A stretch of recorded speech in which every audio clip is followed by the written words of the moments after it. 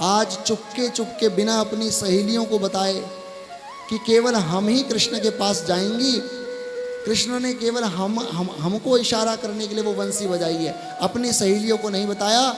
और बड़े चुपके से दबे पांव अपने घर से निकली और जहां से वो बंसी की ध्वनि सुनाई दे रही थी वहीं चल पड़ी और वहीं को चल पड़ी। और जाते जाते उनके कानों में जो कुंडल हैं वो झोंका खा रहे हैं, ऐसा वर्णन भगवान सुखदेव ने किया।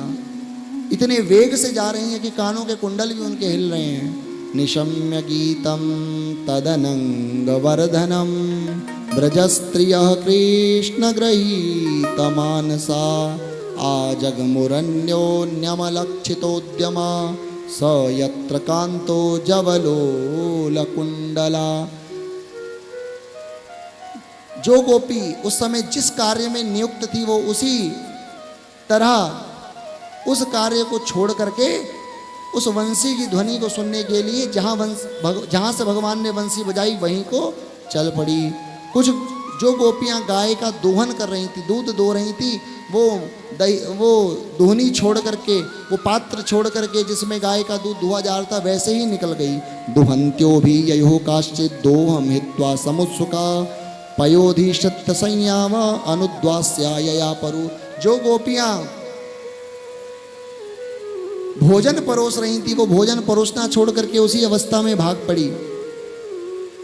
जो गोपियां अपने बड़े बुजुर्गों की सेवा कर रही थी वो उनको उसी अवस्था में छोड़ करके वहां चल पड़ी। परिवेशयन्त्यस्तद्हित्वा पाययन्त्य शिशुन्पया। और जो अपने बालकों को नन्हे से बालकों को दुग्ध पान करा रही थी वो उन बालकों को अधूरा अतृप्त अवस्था में ही छोड़ करके चली गई। जो गोपी भोजन कर रही थी वो भोजन को छोड़ करके चली गई। अशनन्त्योपास्य भोजनम। जो गोपी अपना श्रृंगार कर रही थी वो श्रृंगार को आधा अधूरा छोड़ करके, आधा अधूरा मेकअप छोड़ करके ही भाग पड़ी। लिम्पन्त्यः प्रमृजन्तोन्या अंजन्त्यः काश्चलोचने। एक आंख में अंजन लगाया दूसरी में नहीं लगाया, चल पड़ी। और अपने वस्त्र और आभूषणों को अस्त व्यस्त पहन लिया।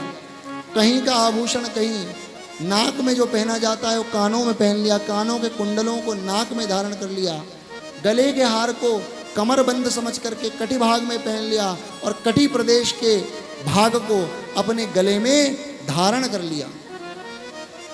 व्यस्त्यस्त वस्त्राभरणा काश्चित कृष्णांतिकम ययो। और देखो बंधुओं, यही भक्ति है। भक्ति समझनी है, भक्ति करनी है तो ऐसी ही भक्ति करो। कहा कैसी भक्ति? जैसे गोपियों ने की। हमारे यहाँ कोई आ गया, माला छोड़ दी, अपना भजन छोड़ दिया, पहले कहा उनसे मिलने नहीं, पहले अपना नियम जो है 3 माला 2 माला 1 माला जिसका जो नियम है उसको कर लो। किसी की जान पे तो बनी आई नहीं, और जान बनी आई तब तो ठीक है, लौकिक व्यवहार के लिए करो। लेकिन व्यक्ति सोचता है आज तो किसी के यहाँ फंक्शन है, 2-3 दिन की पूजा में छोड़ देता हूँ, आनंद करता है, और फिर जब दुख आता है और फिर रोता है। इसीलिए सुख में भी यदि भगवान का भजन करोगे तो तुमको दुख होगा ही नहीं। इसलिए बंधुओं, गोपियों से सीखो कि गोपी जो जिस अवस्था में थी वो उसी अवस्था में भगवान की उस वंशी ध्वनि को सुन करके उधर से उठ करके वहां चल पड़ी। तावार्यमाणा पतिभिः पितृभिर्भ्रातृबन्धुभिः गोविन्दापहृतात्मानो नान्यवर्तन्त मोहिता। किसी के पति ने रोका, किसी के भाई ने रोका, किसी के बंधु बांधवों ने रोका, लेकिन वे गोपियां उनका तिरस्कार कर कर, उनकी अवहेलना कर करके भगवान के उस ध्वनि को सुनने चल पड़ी। अंतरगृहगता काश्चिद गोप्यो लब्ध विनिर्गमा कृष्णं तद भावना युक्ता दद्युर्मीलितलोचना। किसी किसी के पति ने, किसी किसी के भाई ने, किसी किसी गोपी के पिता ने कहा अरे पगली, लगता है तो पागल हो गई आज रात्रि को ऐसे इस अवस्था में, इस अवस्था में अर्धरात्रि को कहाँ किवाड़ खोल करके भाग रही है। चटकनी लगा करके चलो अंदर बैठो, मना कर दिया जाने से। तब गोपियों को बड़ा दुख हुआ। सुखदेव जी कहते हैं परीक्षित, तब भगवान ने गोपियों ने भगवान की भावना की, भगवान का ध्यान किया और भगवान का ध्यान में इतना डूब गई कि उनके जितने भी अशुभ थे, उनको जब भगवान के मिलन में बाधा आई तो उनके हृदय में इतनी जलन, इतनी वेदना हुई कि उनके जितने कलमश थे, जिनके जन्म जन्मांतर के जो उनके अशुभ थे, पाप कर्म थे, वो जलकर नष्ट हो गए और भगवान के ध्यान के द्वारा उनके जितने मंगल थे, जितने पुण्य थे, वो भी नष्ट हो गए। और जब जीव के मंगल और अमंगल यानी पाप भी और पुण्य भी जब दोनों का नाश होता है, तब जीवात्मा परमात्मा का मिलन होता है, तब मुक्ति होती, तब मोक्ष होता है। इसीलिए वही गोपियां भगवान को प्राप्त कर सकी रास में, वही रास में जा सकी जिनके पाप और पुण्य सब कुछ नष्ट हो गए। क्योंकि जब तक आपके पुण्य भी होंगे, तो मैंने पहले पूर्व दिनों की कथा में भी बताया, पुण्य भी बंधन है बंधुओं, पाप भी बंधन है भगवान और जीव के मिलन में। इसीलिए ना जीव को पुण्य के बारे में सोचना चाहिए, न पाप के। कभी पाप करने की मत सोचो और पुण्य करने की सोचो, लेकिन निष्काम भावना से। कहीं कुछ रुपया चढ़ा दिया, कहीं दान कर दिया, कोई अनुष्ठान करा लिया, कोई व्रत कर लिया, तो पति के लिए, बेटा के लिए, घर के लिए, पितर के लिए, पता नहीं किस किस के लिए जीव पागल है। सारा फल ठाकुर जी के चरणों में अर्पित करो कि गोविंद, ये एकादशी हम जो कर रहे हैं, हमको कुछ नहीं चाहिए, हमने तो आपके लिए किया है, आपको सुख देने के लिए किया है। इसी का नाम भागवत धर्म है। सुनाएंगे एकादश स्कंद जब आएगा अंतिम दिन, यही भागवत धर्म है कि जो जो कुछ पुण्य करो, सब कुछ नारायणायेति समर्पयेतत्, श्री कृष्णार्पणमस्तु, ब्रह्मार्पणमस्तु, सब भगवान को अर्पण कर दो। प्रभु हमको नहीं चाहिए, ना हमको बेटे के लिए चाहिए ये पुण्य, और ना बेटी के लिए, ना पितर के लिए, किसी के लिए नहीं चाहिए। और सोचो, एक और बात मैं बताता हूँ, भगवान के लिए जब तुम ये फल अर्पित कर दोगे, तो वो बेटा, बेटी, घर, परिवार, जहाँ तुम्हारी ममता होगी, सब तक वो पुण्य चला जाएगा। और केवल तुमने 10 रुपया दिया तो बेटे को तो फल ही मिलेगा, बेटी को थोड़े ना मिलेगा, पत्नी को थोड़े ना मिलेगा। पितरों के लिए लोग भागवत कराते हैं, तो तुमको क्या मिल रहा, इसका भी सोचो। भागवत निष्काम कराओ बंधुओं, निष्काम बन जाओ। ठाकुर को निष्काम भक्त प्रिय है, सकाम नहीं। प्रहलाद जी क्या कह रहे हैं? प्रहलाद जी ने क्या कहा? जो आपसे कुछ मांगता है वो आपका सेवक नहीं, वो तो व्यापारी है, लेन देन करने वाला। यस्त आशीष आशास्ते न सभृत्य सवई वणिक, वो वणिक है, व्यापारी है, बनिया है। भक्ति के बदले भगवान से कोई कामना नहीं। जो कुछ पुण्य करो, जो कुछ कर्मकांड, जो कुछ पूजा, यहाँ तक कि बड़े से बड़े भागवत के अनुष्ठान, राम कथा का अनुष्ठान कराओ तो निष्काम कराओ, कोई पितर के लिए नहीं, कोई बेटा के लिए नहीं। लोग पता नहीं किस किस के लिए कराते हैं। निष्काम बन जाओ, और जीवन का लाभ यही है कि तुम्हारी सकामता मर जाए। मैंने बताया था कि नरक में कौन जाता है? जिसके हृदय में कामना होती है। जब तक ये कामना गलित नहीं होती, तब तक जीव पाप कर्म में प्रवृत्त होता रहता है, पाप करता रहता है। इसीलिए अपनी सकामता को, अपनी इच्छाओं को, अपनी भोग वासना, पुत्रेष्णा, लोकेष्णा, वित्तेष्णा, जितनी तृष्णाएं तुम्हारे अंदर है, उन सबको जला दो बंधुओं, तब जाकर के भगवान के प्रेम को प्राप्त कर पाओगे। नहीं तो बस केवल उतने समय के लिए ही भगवान में मन लगेगा जब तक कुछ चाहिए। जैसे ही मिल गया तो ठीक है, और नहीं मिला तो भगवान को पानी पी पी करके गाली दोगे। इसलिए इधर गोपियों के स्वजनों ने उनको जाने से रोक दिया, भगवान का ध्यान किया, उनके समस्त पुण्य और पाप जो थे वो नष्ट हो गए, और गोपियों का देह वहीं धरा रह गया घर पर, और आत्मा रूप से गोपियां उठ करके भगवान के उस रास में चली गई। इसीलिए रास में ये देह नहीं जा सकता, ये देहधारी भगवान के उस रास में नहीं जा सकता। प्रारंभ में बताया रास का अर्थ क्या है? जीव जो इस पंच भौतिक जीव देह के अंदर बैठा है, वही जीव उस ठाकुर से मिलन कर सकता। ईश्वर अंश जीव अविनाशी और चेतन अमल सहज सुख राशि। हम ये जीव भगवान का अंश है। ये पंचभौतिक देह थोड़े ना, ये तो यहीं छूटेगी। ममई वांसो जीवलोके जीवभूत सनातन, भगवान गीता में कह रहे हैं। हम भगवान के अंश हैं और हर अंश अपने अंशी के पास जाता है। और तब तक हमारा ये भटकना संसार में चलता रहेगा जब तक अपने अंश से हम नहीं मिलेंगे। इसीलिए कबीरदास जी कहते हैं कि मरने से सब जग डरा, मरने से सब जग डरा, पर मेरे मन आनंद। मरने से सब जग डरा, पर मेरे मर आनंद। कब मरी हूँ कब भेट हूँ परम पूर्ण परमानंद। कब मैं मरूंगा और कब उस परम पूर्ण ब्रह्मानंद भगवान अच्युत को मैं भेटूंगा। ये कबीर जी कह रहे हैं। सारा संसार मरने से डर रहा है और डरोगे क्या मृत्यु नहीं होगी? इसलिए डरना छोड़ो और भगवान का ज्यादा से ज्यादा चिंतन करो, निष्काम बन जाओ। भागवत सुनने का, अच्छा प्रथम दिवस में हमने बताया था, द्वितीय दिवस की कथा में कि भागवत का अधिकारी कौन है। भागवत का अधिकारी वही है जिसके अंदर कामना नहीं है महाराज। भागवत तो केवल भक्ति प्रद ग्रंथ है।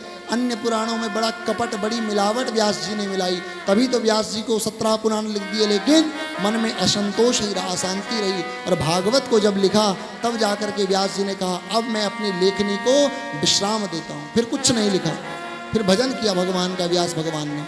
इसलिए इधर दुस्सह पृष्ठ विरह तीव्रतापधुता शुभा, ध्यान प्राप्ता च्युता श्लेषा, निरवृत्या क्षीण मंगला, तमेव परमात्मानम। अब सुनो ध्यान से, भगवान सुखदेव जी क्या कहते हैं, परीक्षित तमेव परमात्मानम जार बुद्ध्यापि संगता, जहुर गुणमयम देहम सद्य प्रक्षीण बंधना। सुखदेव जी कहते हैं परीक्षित, गोपियों ने भगवान को भगवान मान करके नहीं भजा।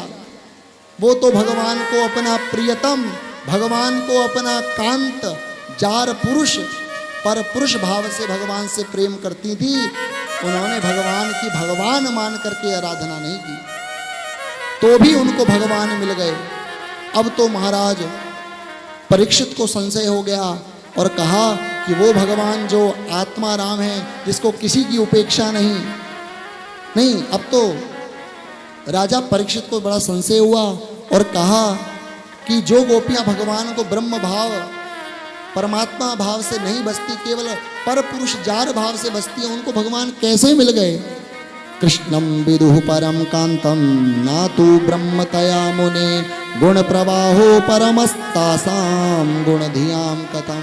अब तक हम 10वें स्कंद में चल रहे हैं। भागवत में 12 स्कंद हैं और पूरी भागवत में सुखदेव जी ने परीक्षित की खूब सराहना की। राजर्षि तुम धन्य हो, वर्यानेशते प्रश्न, बड़े सुंदर प्रश्न पूछते हो, तुम भगवान के बड़े भक्त हो परीक्षित। लेकिन आज सुखदेव जी ने अपनी भ्रुकुटी टेढ़ी की और परीक्षित को खूब डांटा। भगवान सुखदेव ने थोड़ा क्रोध दिखाया परीक्षित पर। क्यों? कि परीक्षित लगता है ध्यान से भागवत की कथा नहीं सुनी। 7वें स्कंद में जहाँ मैंने प्रहलाद की कथा सुनाई थी, वहीं 7वें स्कंद के प्रारंभ में नारद युधिष्ठिर संवाद सुनाया था। और वहाँ पर मैंने तुमको बताया था शिशुपाल ने क्या किया, भगवान से प्रेम किया, भगवान की भक्ति की, पानी पी पी करके दिन रात भगवान को गाली देता था। आप सुनना क्या क्या गाली देता था, 7वें दिन की कथा में कल आएगा। परंतु वो शिशुपाल को भगवान ने क्या दिया, सायुज्य मोक्ष दे दिया। शिशुपाल के देह से एक दिव्य ज्योत निकल करके भगवान के श्रीअंग में विलीन हो गई। अरे इन गोपियों ने चाहे उनको जार पुरुष माना, पर पुरुष मान करके प्रेम किया, लेकिन प्रेम तो किया ना। उस दुष्ट ने जब भगवान को गाली दी तो भगवान ने अपना धाम दिया, तो इन्होंने प्रेम किया तो इनको भगवान धाम नहीं देंगे। परीक्षित डाटा उत्तम पुरुस्तादे तत्ते चैद्य सिद्धिम यथागता, दुषन्नपि ऋषिकेशम किमुता धोक्षज प्रिया। और डांटा महाराज। प्रथम बार यहाँ पर, वरना परीक्षित को तो खूब प्यार किया, परीक्षित तुम भगवान के भक्त हो, ऐसे हो वैसे हो, लेकिन यहाँ तुमने ऐसा प्रश्न किया, जबकि मैं ये सुना चुका हूँ तुमको, लेकिन तुम फिर ऐसा कहते हो। तो पुनः सुखदेव जी कहते हैं, कामम क्रोधम भयम स्नेहम ऐक्यम सौहृदमेव च नित्यम हरौ विदधतो यान्ति तन्मयताम हिते। परीक्षित, चाहे जिस भाव से हो भगवान को भजो, ये मैंने सुनाया था सप्तम स्कंद ने, लेकिन क्या करें, परीक्षित ने भी ऐसा प्रश्न किया। सप्तम स्कंद की बात को भगवान सुखदेव यहाँ दोहरा रहे हैं।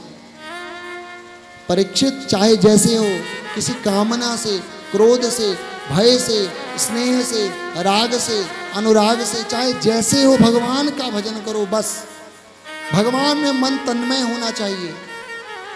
कामं क्रोधं भयं स्नेहं ऐक्यं सौहृदमेव च नित्यं हरौ विदधतो यान्ति तन्मयतां हिते। तन्मय हो जाओ भगवान में, चाहे जैसे हो, कामना से, क्रोध से, भय से, स्नेह से। और परीक्षित, तुम तो भगवान के भक्त हो, इस प्रकार का तुमको संशय नहीं करना चाहिए। न चैवं विस्मयः कार्यो भवता भगवत्यजे योगेश्वरेश्वरे कृष्णे यत एतद् विमुच्यते।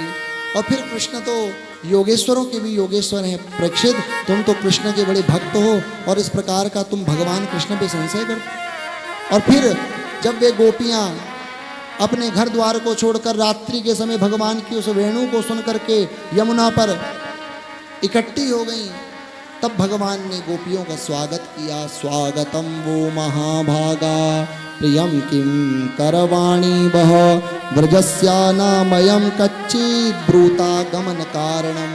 हे महाभागवती, हे महाभागो, तुम्हारा स्वागत है। बोलो मैं तुम्हारी क्या सेवा कर सकता हूँ।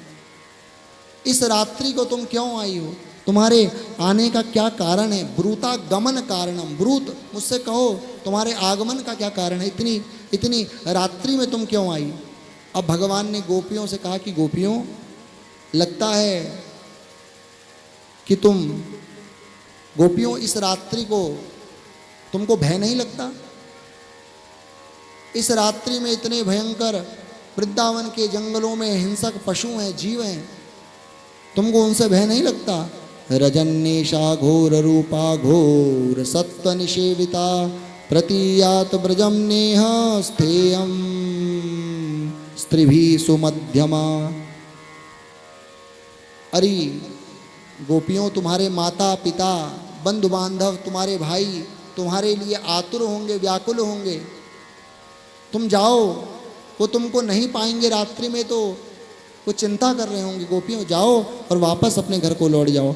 मातरः पितरः पुत्रा भ्रातरः पतयश्च विचिन्वन्ति ह्यपश्यन्तो मां क्रीडवं बन्धु साध्वसम्। फिर भगवान कहने लगे, अच्छा गोपियों, लगता है कि तुम इस रात्रि को, इस शरद की पूर्णिमा भरी रात्रि को देखने आई हो, इस यमुना के पुलिन का दर्शन करने आई हो, इस चांदनी रात का दर्शन करने आई हो। अनेक बहाने भगवान बताने लगे, इसलिए आई हो। यमुना दृष्टम वनम कुसुमितम राकेश कर रंजितम यमुना नीलैजत्तरु पल्लव शोभितम। ये तरु पल्लवों को, इन वृक्षों को रात्रि के समय तुम इस शरद पूर्णिमा की चांदनी रात को देखने आई हो, इस यमुना का दर्शन करने आई हो। गोपियों, अब तुमने देख लिया, अब तुम जाओ और अपने अपने घोष्ठ, अपने अपने ब्रज में, अपने अपने घरों में चले जाओ। तदयातमा चिरम घोष्टम शुश्रूषध्वं पतिं सती क्रंदन्ति वत्सा बालाश्च तान पाययद्भुयद। अरे गोपियों, वे बछड़े बेचारे भूखे तुम्हारी राह देख रहे होंगे, कब वो तुम उनको खोलोगी और कब वो अपनी गैया, अपने माँ का दुग्ध पान करेंगे। तुम्हारे जो बच्चे भूखे नवजात शिशु तुम्हारी राह देख रहे हैं, जाओ जाकर के उनको दुग्ध पान कराओ। और देखो, एक सती जो नारी होती है ना, वो सती नारी इस प्रकार से रात्रि के समय घर से बाहर नहीं निकलती। इसलिए गोपियों, तुम अपने घर जाओ और अपने अपने घरों में जाकर के जो तुम्हारे माता पिता को तुम्हारी चिंता है उसको दूर करो। और फिर यहाँ भगवान ने गोपियों को 2 श्लोकों में बड़ा सुंदर पातिव्रत धर्म का उपदेश दिया। और ये पातिव्रत धर्म का उपदेश भागवत में भगवान के द्वारा गोपियों को दिया गया 2 श्लोकों में, और रामायण में भी कुछ ऐसा ही पातिव्रत धर्म का उपदेश अत्रि महर्षि की पत्नी अनुसुईया ने जानकी जी को दिया। उत्तम के बस उत्तम के मन बस माही, उत्तम के अस बस मन माही, उत्तम के अस बस मन माही, उत्तम के अस बस मन माही, सपने हो आन पुरुष जग नाही, सपने हो आन पुरुष जग नाही। उत्तम के अस बस मन माही और सपने हो आन पुरुष जग नाही। उत्तम पतिव्रता तो वही है जिसके मन में स्वप्न में भी अपने पति के अतिरिक्त जो अन्य दूसरे किसी को पुरुष मानती ही नहीं।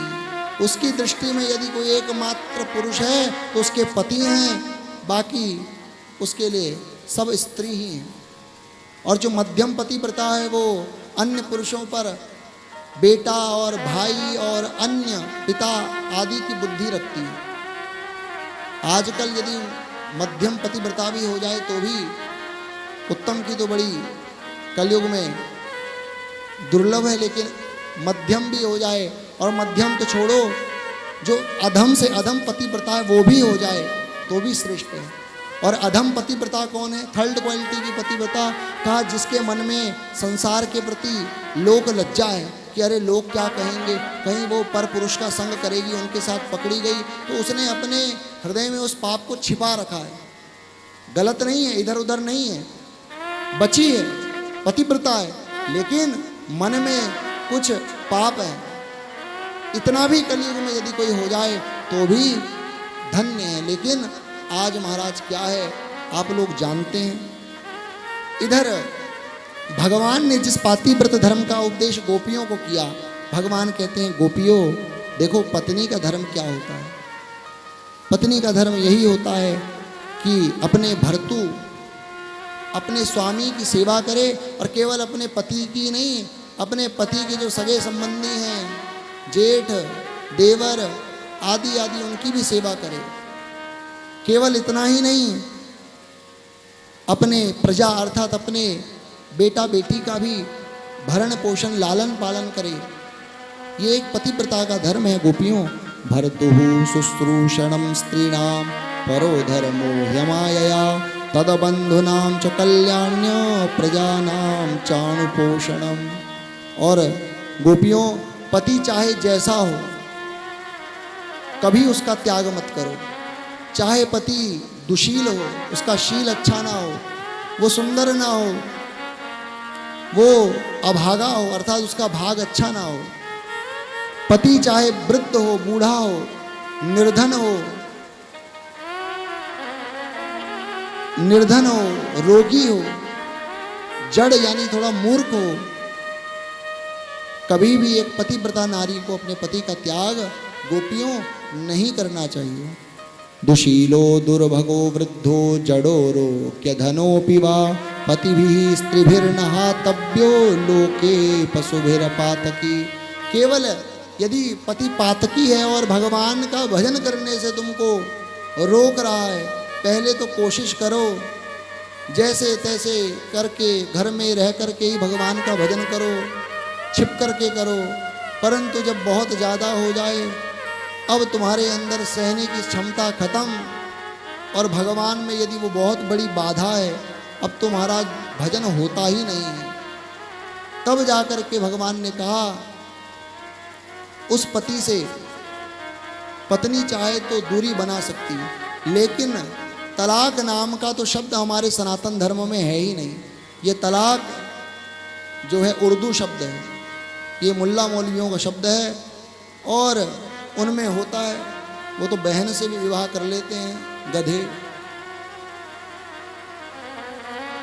और जो ये डाइवोर्स शब्द है ये तो ईसाइयत का शब्द है।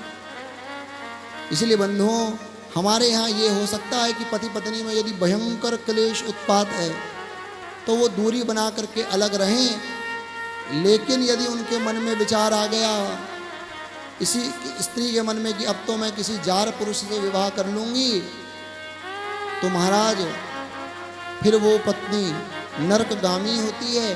और गोस्वामी जी तो कहते हैं कि पति के रहते रहते जो पत्नी अपनी इंद्रियों पर संयम ना रख करके केवल क्षणिक इंद्रिय सुख के लिए पर पुरुष का संग करती है, ऐसी दुष्टा कल्प कल्प पर्यंत के लिए रौरव नरक पर सड़ती है। रौरव नामक नरक में वे सड़ती है। इसीलिए कोई पत्नी चाहे तो केवल पातिव्रत धर्म का, क्यों भगवान ये उपदेश कर रहे हैं, गोपियों तुम यदि घर में रह करके पति की सेवा करोगी और भजन करोगी तो भी मैं तुमको प्राप्त हो जाऊंगा, मेरे संग से जरूरी नहीं मैं मिलूंगा। आगे भगवान ने कल मैंने सुनाया था यज्ञ पत्नियों को भी यही उपदेश किया। भगवान कहते हैं केवल मेरा संग करने से ही मैं नहीं मिलूंगा, घर में रह करके बस चाहे जैसे हो मुझ में मन लग जाए, इसी से मैं मिल जाऊंगा। और जो इस प्रकार पर पुरुष का संग करती है, ना ही उसको स्वर्ग मिलता है, ना ही उसको जीते जी यश की प्राप्ति होती है, वो तो नरक जाती है। इसके बाद भगवान कहते हैं गोपियों तुम घर में रह करके मेरी कथा को सुनो, मेरा दर्शन करो, मेरा अपने चित्त में ध्यान करो और तुम मुझको प्राप्त हो जाओगी। गोपियों जाओ जाओ अपने घर को लौट जाओ। श्रवणात् दर्शनात् ध्यानान् मयि भावोनुकीर्तनात् ना तथा सन्निकर्षेण प्रतीयात् ततो गृहान्। सुखदेव जी कहते हैं कि इति विप्रियमाकर्ण्य गोप्यो गोविंद भाषितम् विषन्ना भग्न संकल्पाश्चिंता तुरदुरत्ययाम्। इस प्रकार जब भगवान ने एक तो पहले बंसी बजा करके गोपियों को बुलाया और अब कह रहे जाओ जाओ जाओ अपने घर चले जाओ, तो गोपियों ने जब अपने संकल्प को भग्न होते हुए देखा, अपने संकल्प पर पानी फिरते हुए देखा, तो गोपियों को बड़ा भारी दुख हुआ। और इतना दुख हुआ कि सुखदेव जी कहते हैं परीक्षित कृत्वा मुखान्यवसुचा स्वसनेन सुस्यद् बिम्बाधराणि चरणेन भुवं लिखन्त्या अस्रैरुपातमिषिभिः कुचकुङ्कुमाणि तस्थोर्मृजन्त उरुदुःखभरा स्म तूष्णीम्। गोपियों का मुख सूखने लगा, उन्होंने अपने मुख को नीचे लटका लिया और अपने चरण नख से धरती को खुरेदने लगी, धरती पर लिखने लगी, मुंह नीचे लटका दिया। शोक के कारण उनके होंठ सूख गए गोपियों के, और गोपियों का कंठ अवरुद्ध हो गया, नेत्रों से आंसुओं की धारा बहने लगी और बहते बहते कज्जल पूरे उनके कपोलों पर, उनके गालों पर फैल गया। और होते होते उनके जो आंसू हैं उनके स्तनों पर लगी हुई जो कुमकुम थी, क्योंकि गोपियां पूर्व में जब ब्रज की गोपियां श्रृंगार करती तो अपने वक्षस्थल पर, अपने स्तनों पर भी कुमकुम धारण करती। पूर्व में माताएं श्रृंगार जब करती तो अपने वक्षस्थल पर, अपने स्तनों पर कुमकुम भी धारण करती। तो जब उनका वो नेत्रों से बहता हुआ जल उनके स्तनों पर आया तो पूरा जो स्तनों पर लगा हुआ कुमकुम था वो पूरी छाती पर फैल गया और उनकी छाती लाल लाल हो गई। ऐसी झांकी का भगवान सुखदेव वर्णन करते हैं। और गोपियां मौन हो गई, तुष्णिम चुप हो गई। और उसके बाद जैसे तैसे करके गोपियों ने होश संभाला और रोते रोते भगवान से अपने प्रेम का इजहार किया। इसी को भागवत में प्रणय गीत कहा गया। कि भागवत के दशम स्कंद का दूसरा गीत है पंच गीतों में।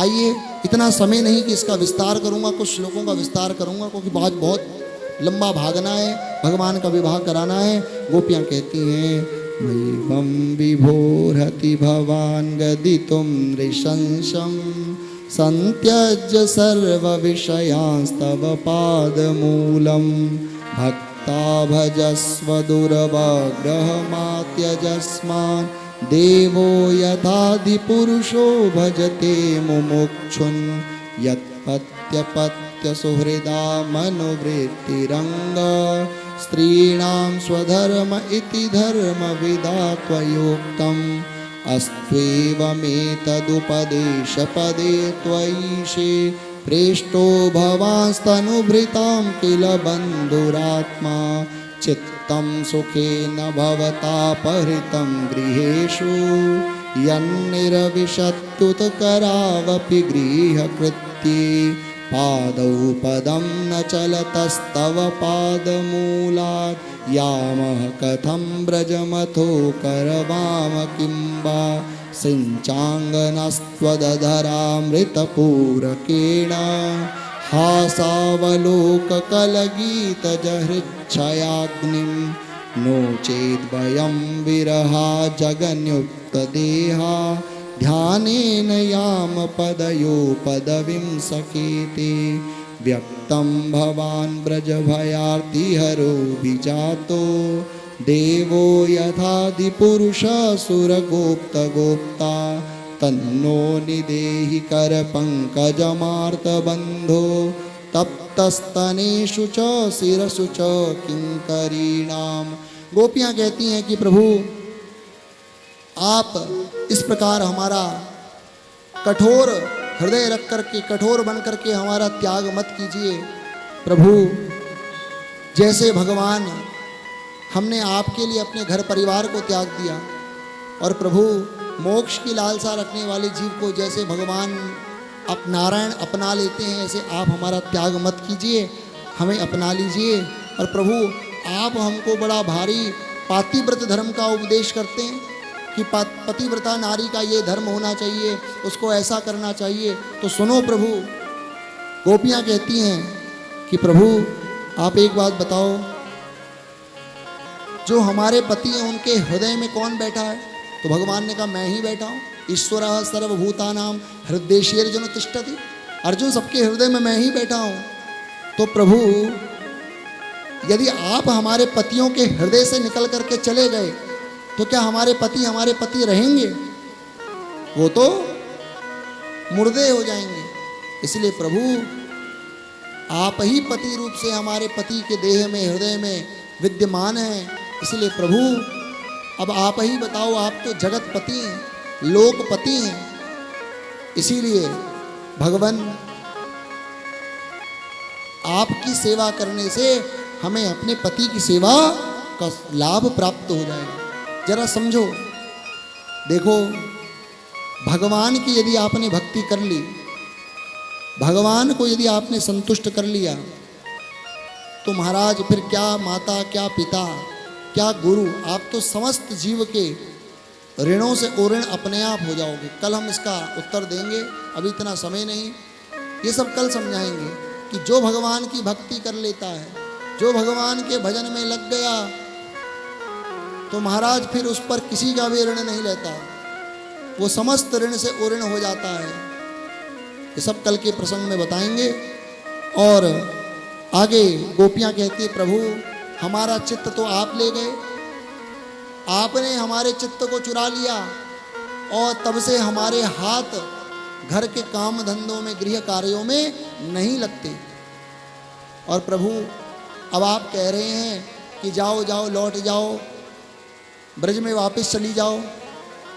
प्रभु पहले तो आपने हमारे चित्त को चुराया, अब तो आपने हमारा ऐसा हाल कर दिया कि हमारे ये चरण, आपके चरण कमलों को छोड़कर जाने में एक पग भी आगे बढ़ने को तैयार नहीं है। बोलो कैसे जाएं? अगर ये चरण मान जाएं, अपने आप चले जाएं, हम तो जाते हैं, आप कह रहे हैं हम तो आपकी आज्ञा मानने वाली हैं, आपकी दासी हैं। पर श्याम सुंदर, इन चरणों को कैसे समझाओगे? ये चरण तो जड़ हैं, ये चरण तो तुम्हारे चरण कमलों को छोड़कर जाने के लिए एक पग भी आगे पीछे हटने को तैयार नहीं है। इसलिए श्याम सुंदर, पादौ पदम न चलतस्तव पाद मूलात्, तो यामः कथम ब्रजमतो, कैसे फिर हम वापिस ब्रज को जाएं? इस प्रकार गोपियों ने, फिर गोपियां कहती हैं कि प्रभु आपने इस प्रकार हमारे संकल्प को भग्न करके, आपने ही कहा था कि गोपियों आना, और शरद की पूर्णिमा में मैं तुमको सुख प्रदान करूंगा रास का, और आज आप हमको उस सुख से च्युत कर रहे हैं, लौटा रहे हैं वापस। प्रभु, इससे हमारे हृदय में बड़ी भारी वेदना हो रही है। इसलिए हे श्याम सुंदर, तुम अपने शीतल कर कमल हमारे उन स्तनों पर, हमारे उन वक्षस्थल पर, हमारे सिर पर धारण कर दो, जिससे हमारे हृदय की जो तमाम, हमारा हृदय जो तुम्हारे विरह में संतप्त है, उसकी जलन दूर हो जाए। तन्नो निदेहि कर पंकज, कर पंकज मतलब अपने कर कमल, तन्नो निदेहि कर पंकज मार्त बंधो तप्तस्तनेषु च शिरसु च किंकरिणाम। हे श्याम सुंदर, हम तो आपकी दासी हैं, किंकरियां हैं। सुखदेव जी कहते हैं, इस प्रकार जब गोपियों ने भगवान से अपने प्रणय का निवेदन किया, श्याम सुंदर ने गोपियों को अपना लिया, और फिर नद्या पुलिन माविश्य, भगवान यमुना के पुलिन पर, तट पर गोपियों को ले गए, और फिर भगवान ने वहाँ गोपियों के संग रास करना प्रारंभ किया। भगवान ने अपने दोनों हाथों को खोल लिया और गोपियों का आलिंगन करने लगे ठाकुर जी। बाहु प्रसार परिरंभ कराल कोरु, नीवी स्तनाल लभन नर्मन काग्रपातै, छ्वेल्यावलोक हसितैर्व्रज सुंदरीणा, मुत्तम भयन रतिपतिम रमयांचकार। भगवान गोपियों का आलिंगन करने लगे, ठाकुर जी ने अपनी भुजाओं को फैला लिया, गोपियों का स्पर्श करने लगे। इतने में उन गोपियों को अभिमान हो गया अपने मद का, अपने सौभाग्य का, कि देखो मेरे से सौभाग्यशाली स्त्री तो कोई नहीं, ठाकुर जी मेरा स्पर्श कर रहे हैं, हमको ठाकुर जी के आलिंगन का, परिरंभन का सुख प्राप्त हो गया, सच में हम कितनी धन्य हैं। जैसे ही उनके हृदय में मान आया, अभिमान आया, मान हुआ अपने सौभाग्य का, तत्क्षण ठाकुर जी उनके मध्य से अंतर्धान हो गए। तासाम तत्सौभगमदम भिक्षमानम च केशवा, प्रसमाय प्रसादाय तत्रैवांतरधीयत। भगवान वहाँ से अंतर्धान हो गए और ठाकुर जी गोपियों को जब छोड़ करके चले गए, सुखदेव जी कहते हैं कि परीक्षित, जब